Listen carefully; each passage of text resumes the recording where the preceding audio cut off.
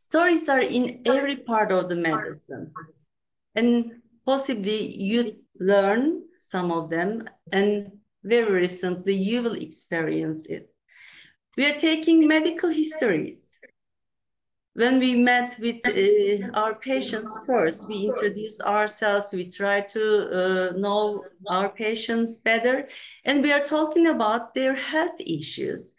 In a systematical way, we ask for the symptoms, and then we discuss the history about the health disorder, and we get the family history, smoking history, many kind of stories as a part of medical interview. And when we get a conclusion, sometimes a diagnosis, sometimes a suggestion to our patients, we inform the patient. And during that part, we talk about the story about medical part, and also, as we will discuss during the presentation, the barriers, beliefs, and expectations of the patients play very important role during this part. And also narrative medicine, as we talk about at the beginning, it is learning, teaching, and performing medicine. There are many stories in this, and I had the chance to collect some of the stories, real patient stories, which affected me the most during 30 years of medical practice. Yes, there is a nice book, The Storytelling Animal. It's a kind of way to describe human being by Jonathan Gottschall. He said, "We are, as species, addicted to story. Even when the body goes to sleep, the mind stays up all night telling itself stories. Human minds yield helplessly to the suction of story. No matter how hard we concentrate, no matter how deep we dig in our heels, we just can't resist the gravity of alternate words." And Florence Nightingale, a nurse, who put very huge amount of value in the nursing practice, said that often patients suffer by different things from those indicated on clinical charts. If you think about that, many of their sufferings could be suited. And this process requires from the medical professional part, the sensibility versus being sentimental. In my book, I try to put the balance between being sensible, recognizing that we are also human beings and we have feelings, versus being sentimental, which could block us to do the best for our patients. All human beings have their own stories, and they are really unique if we listen, recognize, understand, and use them to move on. It's a very interesting article written by Luke Ryan, and he's the protagonist of his story. "I was 11 when I fell suddenly and irrevocably into the medical system. A fist-sized osteogenic sarcoma growing out the back of my left knee. Common enough as far as childhood cancers go, but ruinous in its effect, with impacts that are still felt in the most literal sense 25 years on. Since that day, an expanding network of specialists, surgeons, physios, and nurses have navigated their way across my body, some with gentle touches, some with breaking hammer blows. Some became close to friends, others passed briskly by, their care expressed in sheer technical competence. When a new doctor asks me to narrate my medical history, my reply is usually, how much time have you got? Being doctors, the answer is usually not much. Over time, I have learned to reduce my history down to its most descriptive elements. 97, sarcoma and knee, surgery chemo. 07, sarcoma, R shoulder, chemo radio. 09, recurrence, L lung, surgery. So much contained in solidal. Is a person still recognizable in such dot point haiku? He's all right. And there are studies that doctors interrupt their patients within 8 to 12 seconds when they start to describe their medical history. We have questions.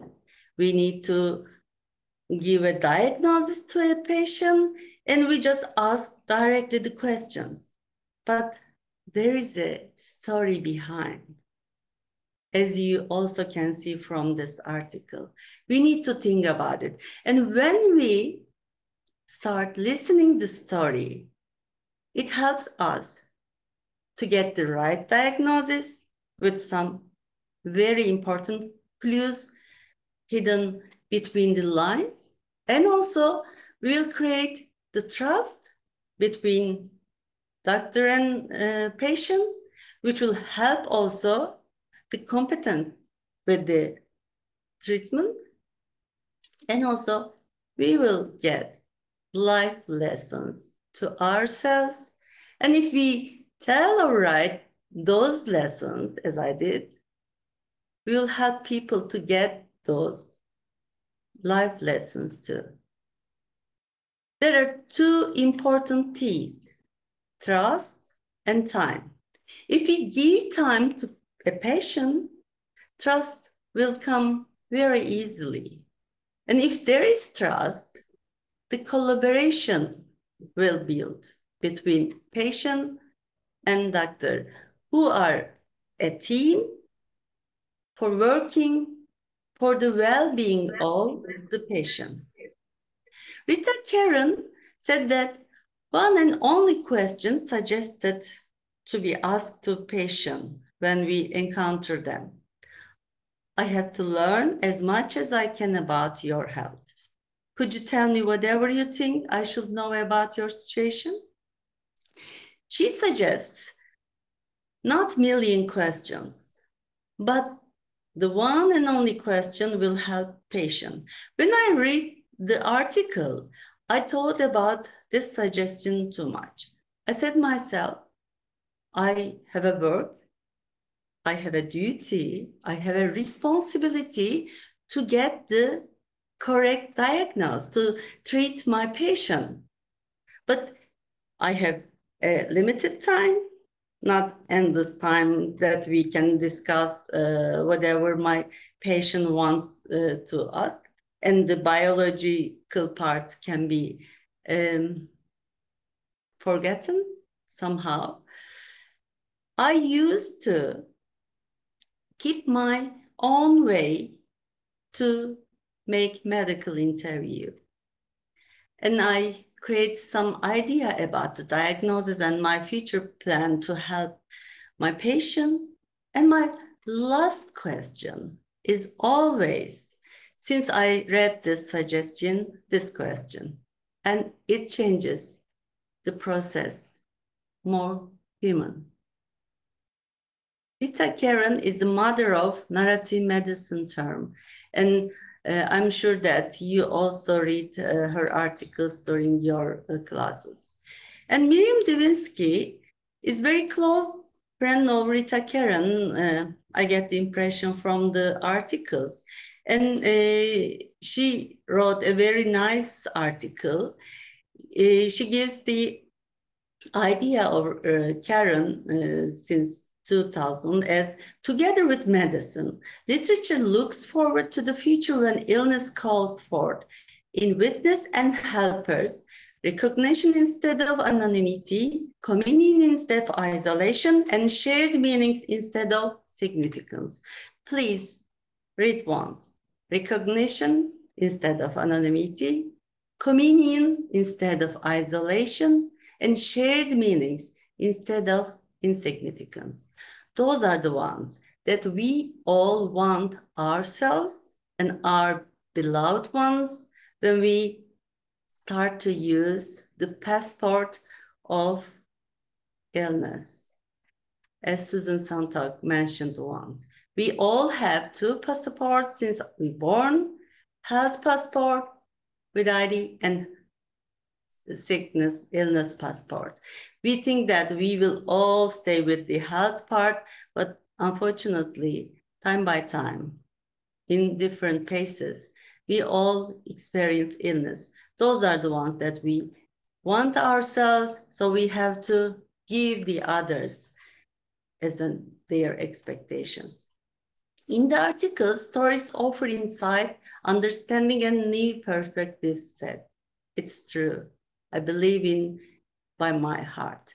And I learned that Canadian family and physicians plan to publish a book of stories that had awed, encouraged, moved, inspired, provoked, troubled, humbled, and worried them. It's really very important to put a mirror and to see our experience to keep going on a correct part of the road. If it's true that stories are antibodies against illness and pain, then with the insights of this discipline, we have a chance to truly become physicians healing ourselves. I inspired so much by Miriam Devinsky's article. You may know Rita Karen suggested recognize, absorb, metabolize, interpret, and be moved by the stories of illness. Everybody has their own words to understand the concepts, context, and they want to absorb the telling by themselves. And I put some words for each term to be understood by myself. I hope it will help to you too.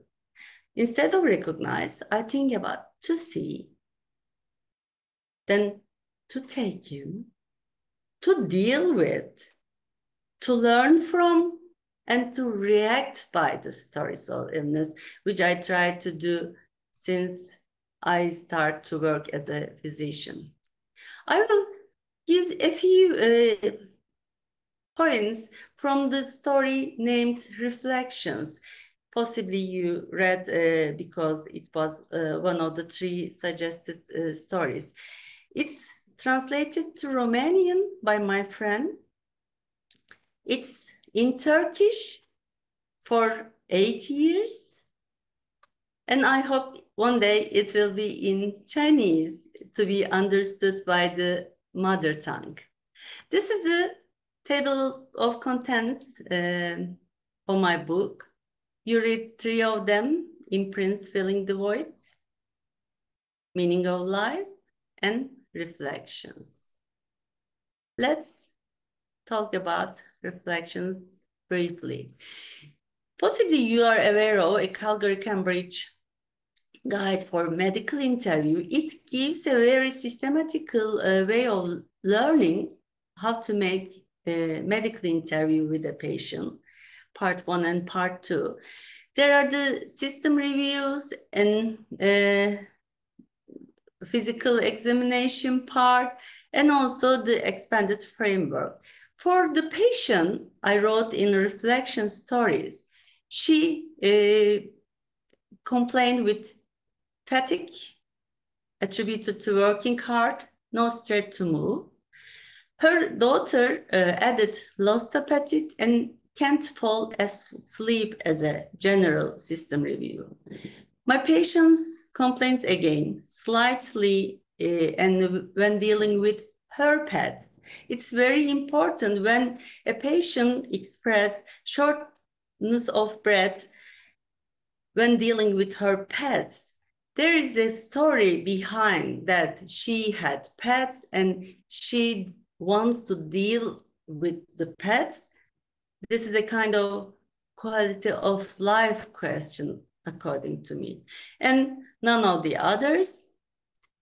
When we make the physical examination, we use stethoscopes for lung sounds. And when we listen patients as a part of physical examination and also an effective listening, we also get the other parts. And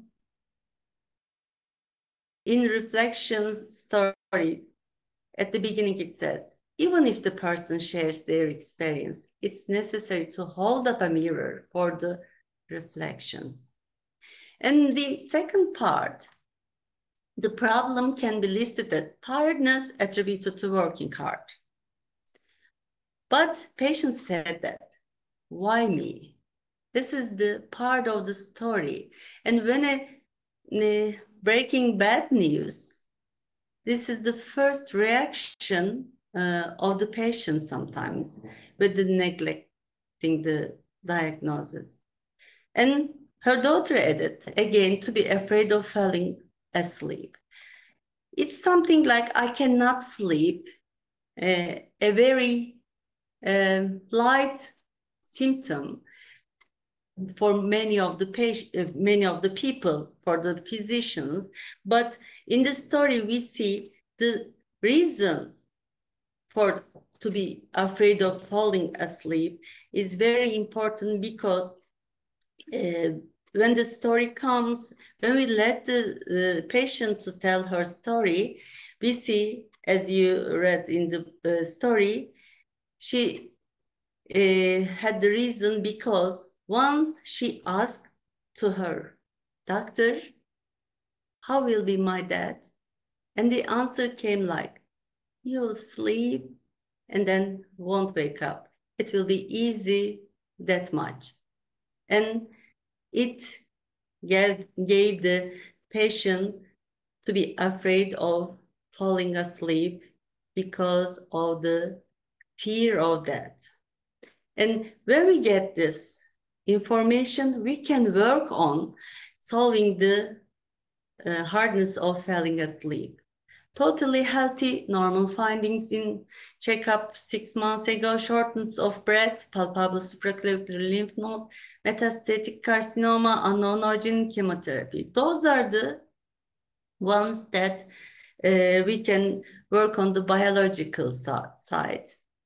But we need to encourage patients to tell the story from when first started.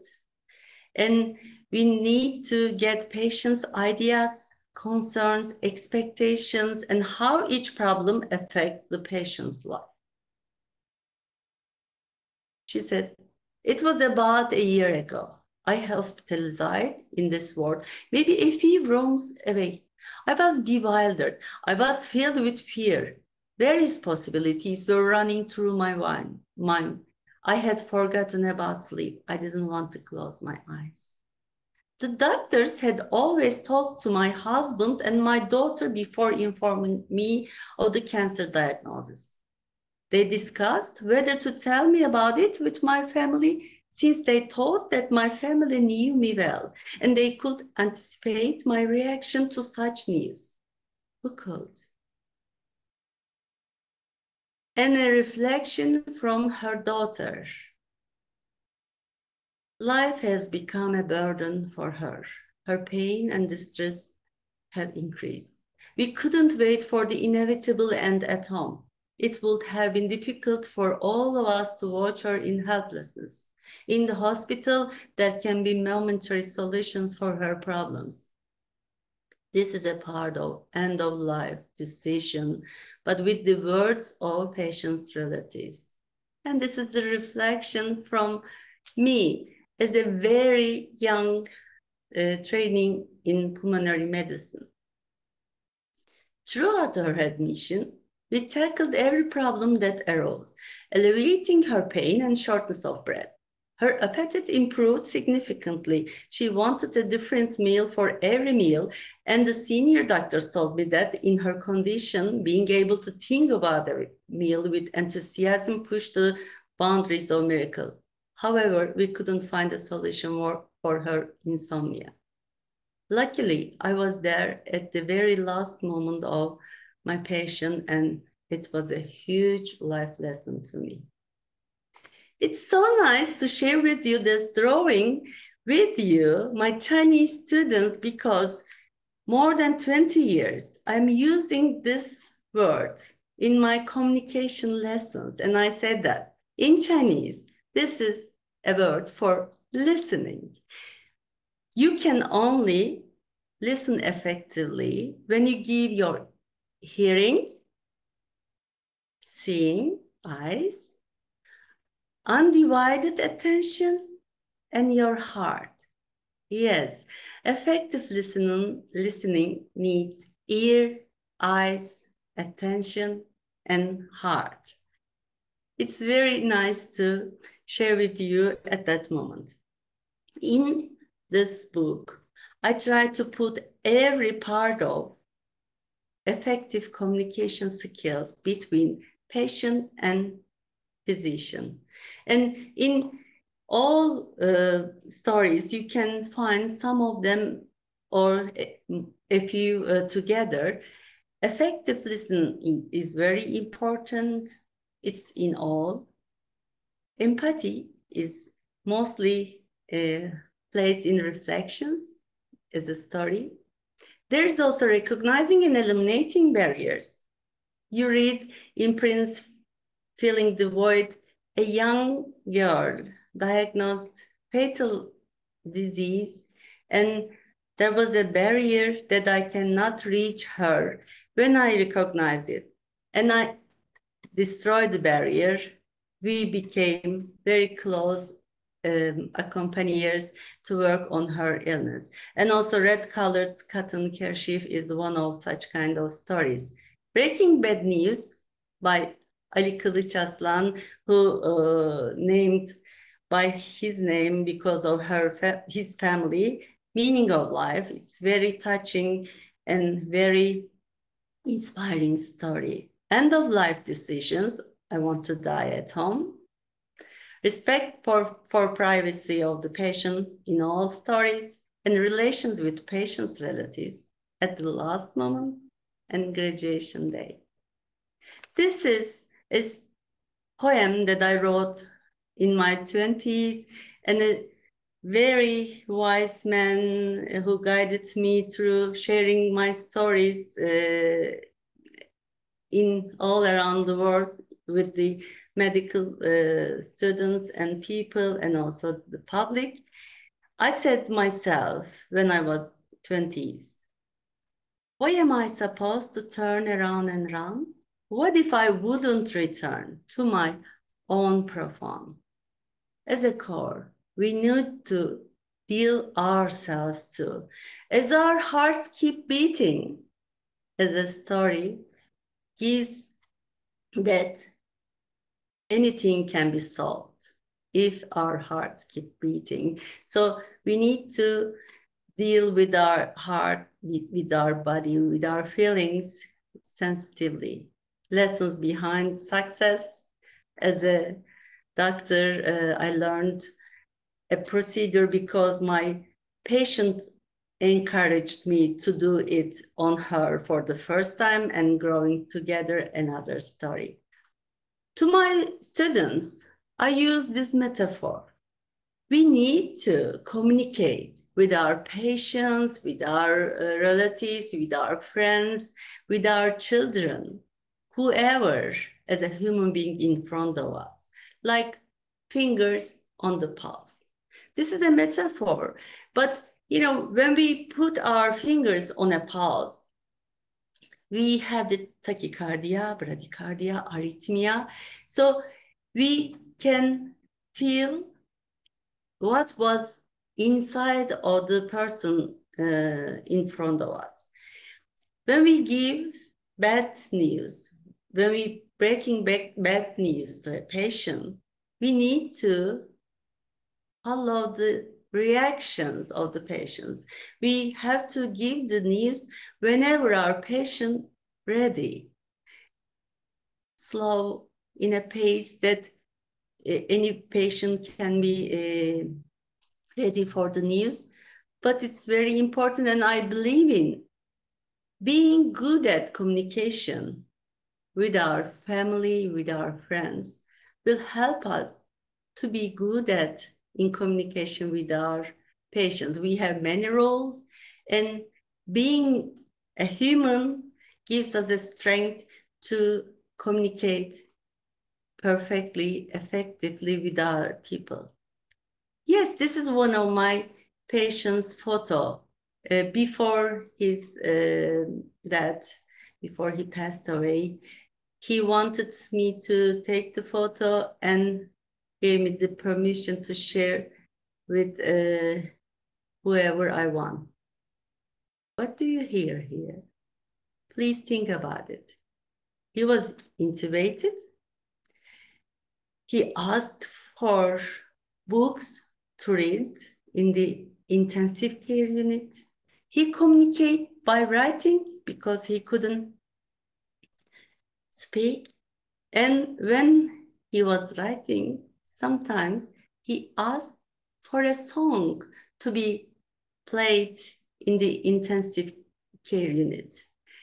He asked for his favorite songs. And because of his story, I get the lesson that it doesn't matter where we are. It matters what we do there.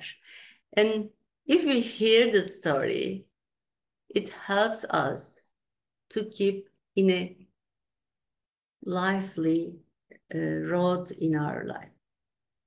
Rita Karen says, stories make communities.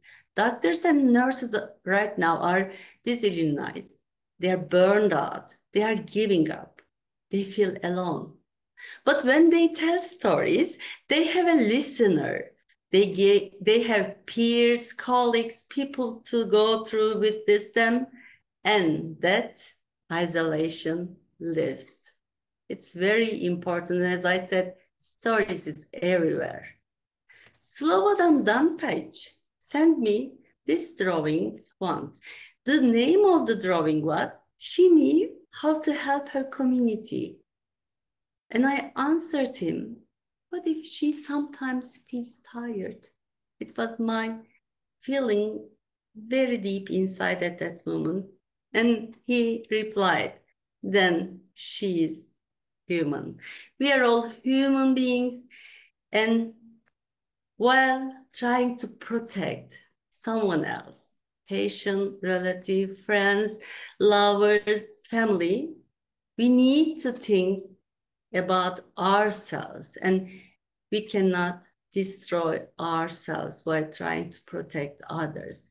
This is something I want to finish, and I hope I will pronounce correctly, but Kenzinin de Kuanchu.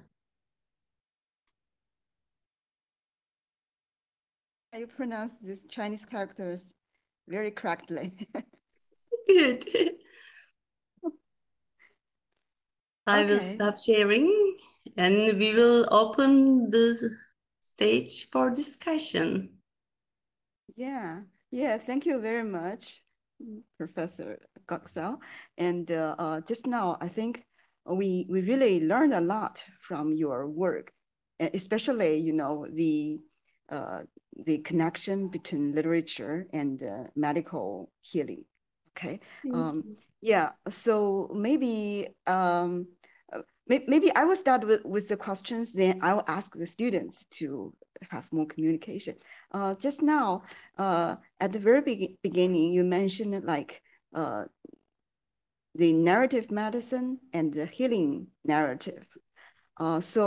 Nowadays we are kind of doing research and studies in narrative medicine. We know this term, narrative medicine and narrative-based medicine, but healing narrative, actually, we are not quite often hear this term in Chinese academia. So would you try to explain a little bit difference between healing narrative and narrative medicine? I would love to, because, it was very interesting for me. I did some work, but I didn't aware that there was a reflection in the literature, what I'm trying to do. It was something like life brought it to me. I wrote the book As Our Hearts Beating before knowing narrative medicine, but narrative medicine, as you also know, is something teaching medicine, learning medicine, and dealing with patients through literature, narratives, mostly the narratives of patients. I also use in my lectures, you know, I'm as a pulmonologist, I'm teaching that there are some occupational diseases. And instead of saying that, it's very important to get a professional story, a history, I give a patient's story as an example. And it makes the picture very understandable, and it helps to keep the message in the mind for a long time. And while doing this, I published this book, and one day a young lady came to see me in my office. She was not one of my patients, and I didn't know her before. And she said that, I read your book. You interested in your patients very well. You know how to communicate them, and you are good at writing. She said that, I will tell you my story, life story. You will write and publish it, and you can save lives. Okay. And I laughed inside, you know, like a water drop, raindrop, appearance of a young lady. What could she experience? She told, I cried, she cried.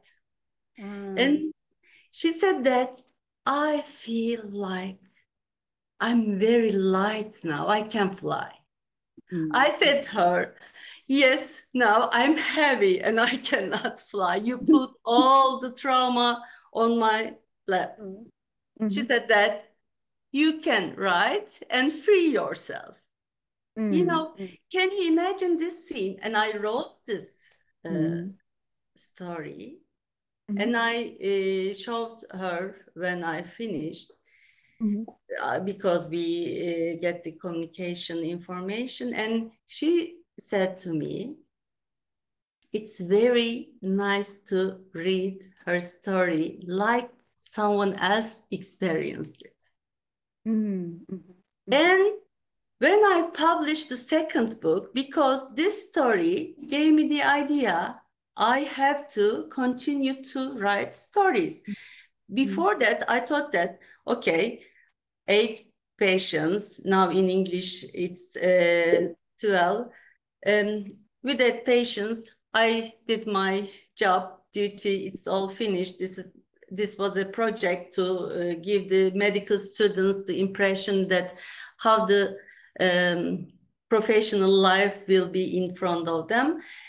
But with the story of the young lady, I recognized that there is a power of storytelling, giving the story out, and to be written by herself or by someone else. Not many people can write you know, easily in Turkey. I don't know about Chinese, but it's very hard people to write. If you like to write, you can be their, you know, helper to put them into work. And another step, when I published book, she called me because she moved to another city. She called me and said that, Doctor, can you believe this? When I read my story in a book, the nightmares went. And then I tried to read about it. There's a very nice book. I brought it to you. This is from, I can send you the detail. This is Writing as a Way of Healing. Luis de Salvo is the writer. And, you know, mostly there are 2 ways. One is expressive writing. You help people to write their traumas, their stories by themselves. This helps healing, and there are huge amount of articles, studies on this. I would love to discuss with you later. And the second way is for the psychologists, psychologues. They prepare some written novels, poems, stories. And when a patient came to discuss their psychological problem, they give a novel according to their need. And the psychologists say that, read this novel, then come back and we will discuss about your situation. There are two ways. Possibly I added the third one because I wrote an article and it was about to publish as a in a book chapter. It was healing narratives through the eyes of their protagonists. I studied 6 protagonists of my stories who told me traumas, as the first one did, and I wrote them, and their life story has changed completely through the positive side. Yeah. Briefly, and we can discuss later if you want on this topic. Yeah, thank you. So now we will invite the students, to share their opinions or have their questions. Okay, anybody? Anybody would like to, ask some questions or express your opinions after you have read the 3 stories I have given you? Anybody? 有同学愿意吗？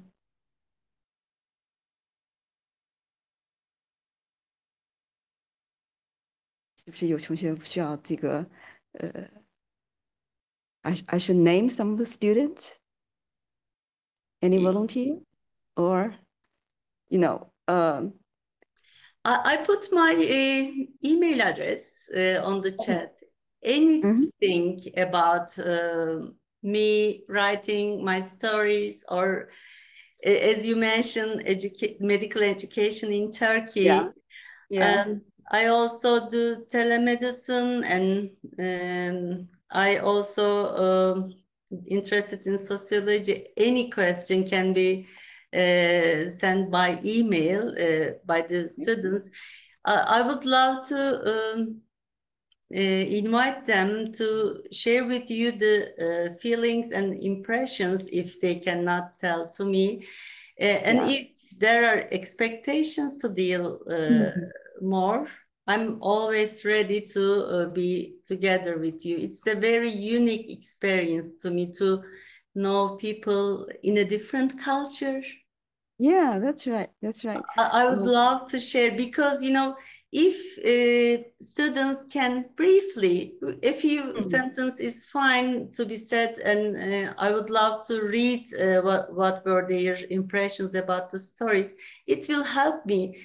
If the things that I wrote is just for Turkish culture, or it finds some reflections in Chinese culture, Chinese young future doctors. It's very important. Please write or say now. What are your impressions? Yeah, maybe anybody would like to, you turn on your camera, or can you come to the front? 有同学吗？那我随便叫一个好不好？来，这个同学咋样？可以吗？ Please do. I would love to hear what are your feelings. Please do. To the front. So I think one of the students will come before the camera and then communicate. Hello, Professor. I want to ask, as you all know, we Chinese doctors have many patients to deal with one day. How can we get closer to the patients in such a limited time? Are there any methods? You are right. It's not very easy to get the whole story But you know, when it's something like effective listening. If you be aware of, there is a story behind. The first step is awareness. Then you can get the clues. As I told in one story, it was only that I cannot deal with my pets anymore. You know, this is not a biological thing about being pets. So you can talk about a few about pets. It at least help trust. You know, people want to be seen, to be a part of a you know, partnership. So if you have limited time, you can deal one issue at once, and the other can be on the next visit. The story is not something like once upon a time I born and I have such kind of family. The story also need to be related with the health issue and the expectations. There was a story named "I Want to Die Home." This was one of my patients' sentence, and I couldn't behave like I didn't hear this. I talked with her, I talked with the relatives, and I talked with the ethics people to decide what to do. It's a part of medical process, actually. Once, one time, maybe, by getting the clues. And sometimes it's, if you feel that, you thought that there is a story behind, you can ask patient to come later after your work finished. I do this really to talk about a little more, because if you think that it's important, you can find time. You can ask, this is very important. I put a point here.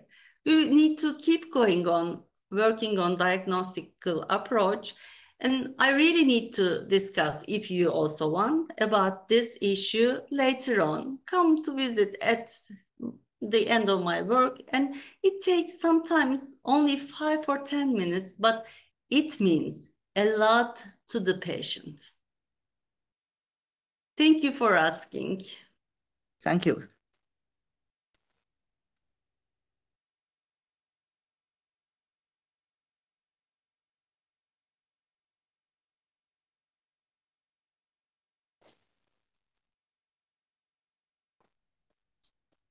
We have another student who wants to. Great. 就是 as I took the time to learn more about the patients, I feel that I might just knew a tragic story from which to judge what treatment to give him, such as expensive method or a cheaper one. More likely, I think I might gain from this opportunity. I might gain a recognition of my own profession or a sense of self-inspiration. I want to know what other effects does narrative medicine have on real healing? Yes, you know, we also have our own values, our own expectations, and our own way of looking the events. But every patient has their own words. So narrative medicine helps us to give the other perspectives and to inspire ourselves. Because of learning from a patient that we can heal a symptom according to one disease, we can learn how to deal with other patients with the same symptoms, and it gives us to be fast in medical interview and also to give the correct diagnosis.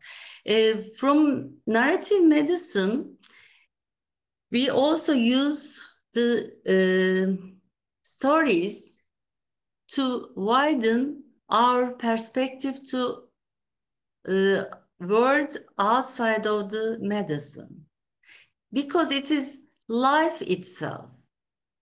You know, there's science. I totally agree, and inside the science at that point, but there is also life, and life brings us the techniques, the instruments to cope with our daily life and also the professional life.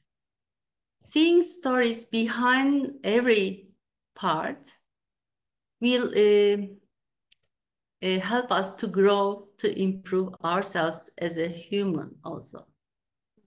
If the patients have the same life experience, maybe they have the cause of disease, maybe we can more realize it.